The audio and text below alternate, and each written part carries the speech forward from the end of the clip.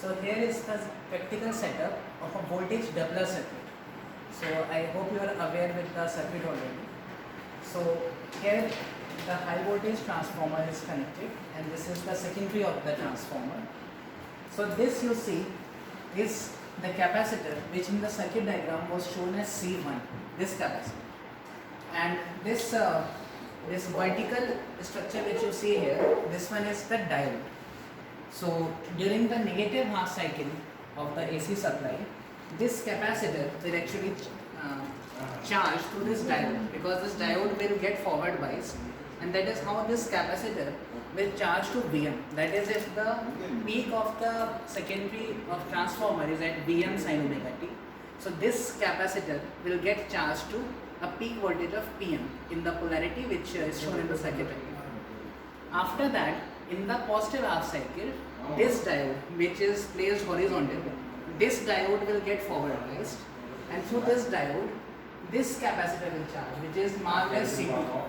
So if you solve the KVL equation in the circuit, you will find that the secondary of the transformer is at a peak voltage of Vm, this capacitor is at a peak voltage of Vm, but this capacitor C2 will get charged to 2 Vm, and then at the output of it, this is a conducting rod, and this is the resistor divider which we have used in the last experiment also. So this we will be taking out the output, which should be equal to 2 times the input voltage. So we will see how the waveform is and what is the actual magnitude.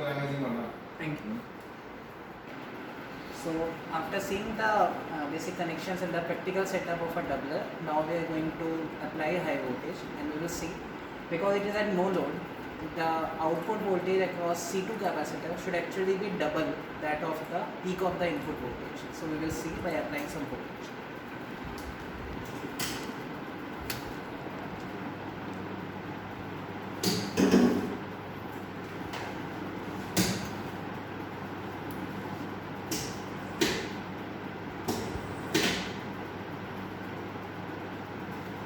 So you can see now itself the applied voltage is nearly double. So I will increase little bit. There is a series resistor. So you can see here, this is the peak voltage at the secondary of the high voltage transformer, approximately 2.6 kV, and this is the voltage across the output capacitor, that is C2 marked in the schematic circuit diagram. So it is almost double. Practically, of course, there will be some reduction. So that is why little drop is there, but approximately this is double. And one more thing is that this, the moment we apply 2.5 or 2.6 kV here, it will not momentarily go to 5 kV, because capacitor has to, actually both capacitors have to get charged, and they have to get charged through the diodes, and these diodes, unlike ordinary diodes, these are high voltage diodes. So these provide a forward resistance of 100 kilo ohm, unlike normal diodes. In electronic diodes, we are saying that they are almost short circuited. So here, even during forward bias, they will be providing a forward resistance of 100 kilo ohm. That is why, because of the time constant RC, it will take some time to build up. But once once the capacitors get charged, this is the value that they will hold. So approximately double the voltage we are getting at no load.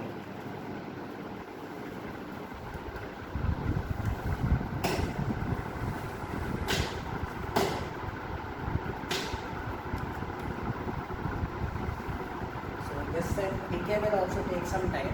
After that only we will practically ground it. So before that we should not ground it. So let the capacitor lose its charge based upon the natural time constant of the circuit. After that we will ground it, but we will wait for it to reduce to a small value.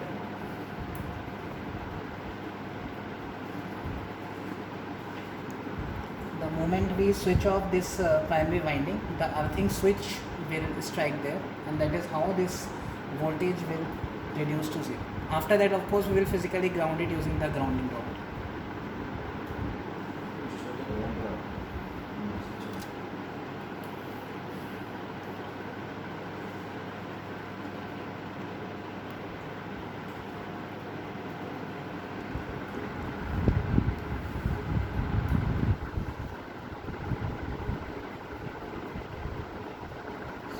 allow it to reduce to some small value, so that would be around 1 kV, because after that if we connect the earthing switch, it can reduce to 0. Before that, if you press the earthing switch, there may be a spark because you are suddenly shorting a high voltage. So now the voltage here is around 0.9 kV. So now we can switch off the primary. Now you will just see how that earthing switch moves. And now you see on the panel it has become 0. So that is how we do it. After this, we would be physically grounding it also using the ground word. Here, grounding is So after touching the earth switch there, we will also be grounding it to this rod. So the usual practice is that we will be touching this part. So from this conductor to this conductor, there is a resistance of around 100 megaohm. So usual practice is to touch it through resistor, so that if any charge is there, it will not immediately come to 0. We know that this has discharge, but just for safety sake, touch this.